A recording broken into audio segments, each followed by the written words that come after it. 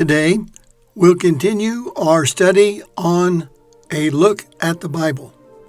We'll be in Genesis, chapters 9 and 10, and we will see the promise that God put in the sky in chapter 9, and we'll look at the nations that came from Noah and his sons in chapter 10.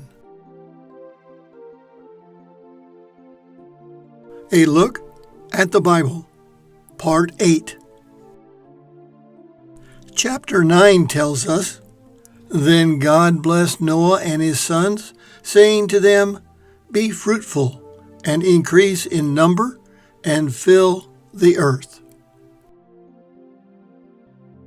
The fear and dread of you will fall on all the beasts of the earth, and on all the birds in the sky, on every creature that moves along the ground, and on all the fish in the sea.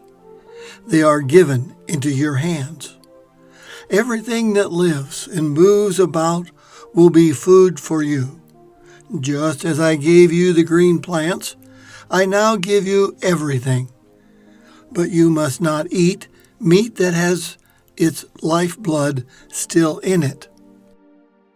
And for your lifeblood, I will surely demand an accounting. I will demand an accounting from every animal, and from each human being too. I will demand an accounting for the life of another human being. Whoever sheds human blood by humans shall their blood be shed. For in the image of God has God made mankind."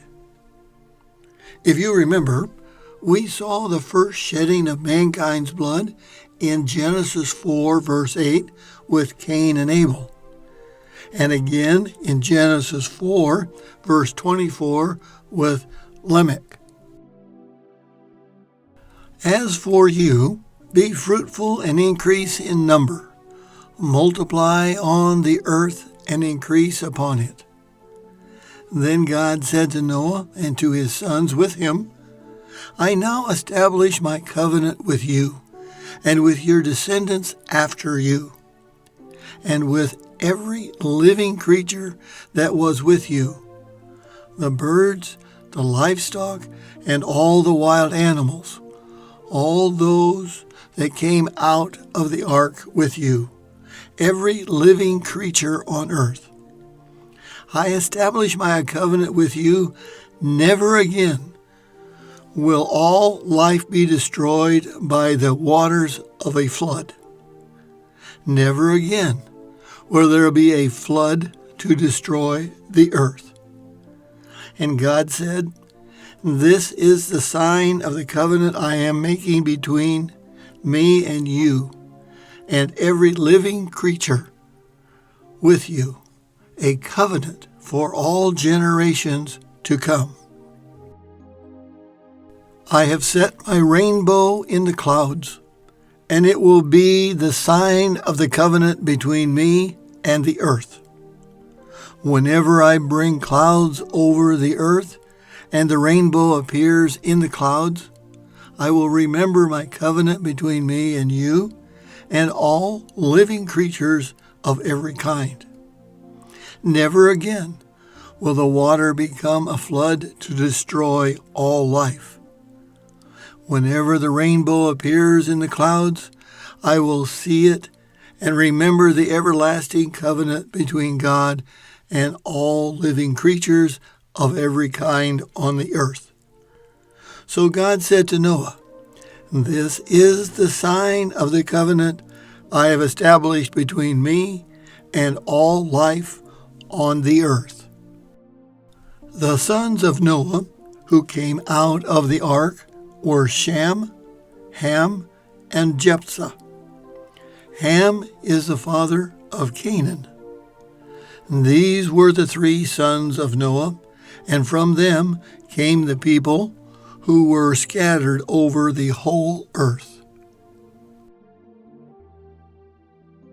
Verse 20 tells us, "Noah, a man of the soil, proceeded to plant a vineyard. When he drank some of its wine, he became drunk and lay uncovered inside his tent. Ham, the father of Canaan, saw his father naked and told his two brothers outside. But Shem and Jephthah took a garment and laid it across their shoulders, and then they walked in backwards and covered their father's naked body. Their faces were turned to the other way, so that they would not see their father naked. When Noah awoke from his wine and found out what his youngest son had done to him, he said, "Cursed be Canaan. The lowest of slaves will he be to his brothers." He also said, "Praise be to the Lord, the God of Shem. May Canaan be the slave of Shem. May God extend Jephthah's territory. May Jephthah live in the tents of Shem, and may Canaan be the slave of Jephthah." After the flood, Noah lived 350 years, and Noah lived a total of 950 years, and then he died.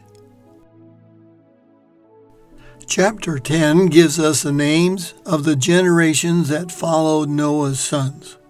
It says, "This is the account of Shem, Ham, and Jephthah, Noah's sons, who themselves had sons after the flood." Verses 2 to 5 gives us the sons of Jephthah. Verses 6 and 7 gives us a list of Ham's descendants.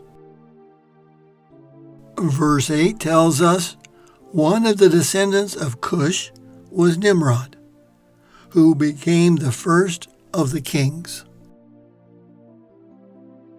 Verses 10 through 12 tells us the heart of his empire included Babel, Uruk, Akkad, and Calneh in Shinar. From there, he extended his reign to Assyria.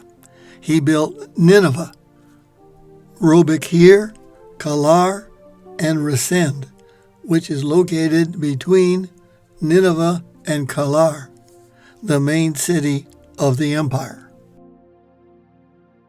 Verses 13 and 14 give us a list of the ancestors from Nimrod. We're told that the Philistines came from Castahites. You may remember that they show up again when the Israelites enter the Promised Land in Exodus. Verses 15 through 19 tell us about the sons of Canaan. His oldest son was Sinan, and Canaan was also the father of Heth. And we find the following nations coming from Canaan: the Jebusites, Amorites, Girgashites, Hittites, Arkites, Sinites, Arvanites, Zemarites, and Hammonites. These are the nations that Israel will have to deal with in the future.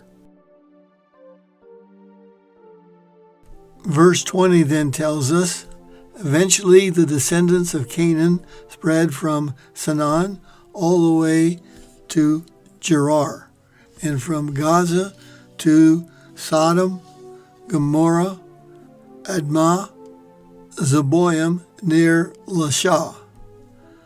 These then were the descendants of Ham, spread abroad into many lands and nations. Starting in verses 22 through 30, we're given the account of Shem's descendants. And in verse 32 we read, "These are the clans of Noah's sons, according to their lines of descendant within their nations. From these the nations spread out over all the earth after the flood." Next time, we'll look at Genesis 11, where we see the development of society.